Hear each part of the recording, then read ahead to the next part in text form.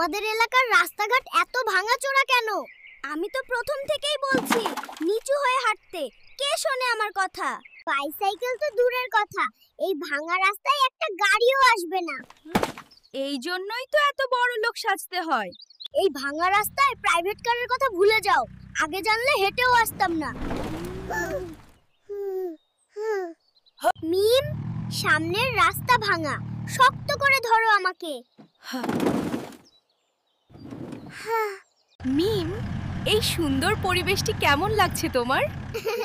Siam, সাথে থাকলে আরো ভালো লাগতো। মিম, কালকে সিয়ামের সাথে ডেটে কেন গিয়েছিলে? এত গরমে কেউ শ্বশুর বাড়িতে যায়? তোমাদের বাড়িতে তো বিদ্যুৎ থাকে না। তোমাকে ছাতা নিতে কে বলেছে? তোমার মাথা সব সময় গরম থাকে।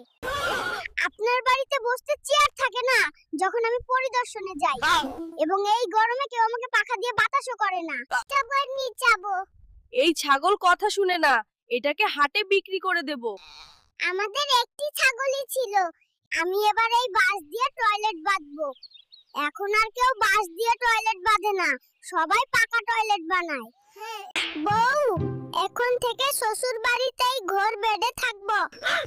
লোকে তো ঘর জামাই বলে ডাকবে। তোমার কি শ্বশুর বাড়িতে যদি চাল ডাল সবজি সব আমাকেই নিতে হয়, তাহলে তোর বাবা কি কিনবে? আমার বাবা তো আমাকেই দিয়েছে, আর কি চাও?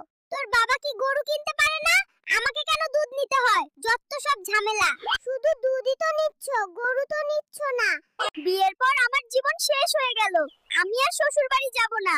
ছাগল নিয়ে এত কথা বলছো, আমি তোমায় গরু আনতে বলিনি,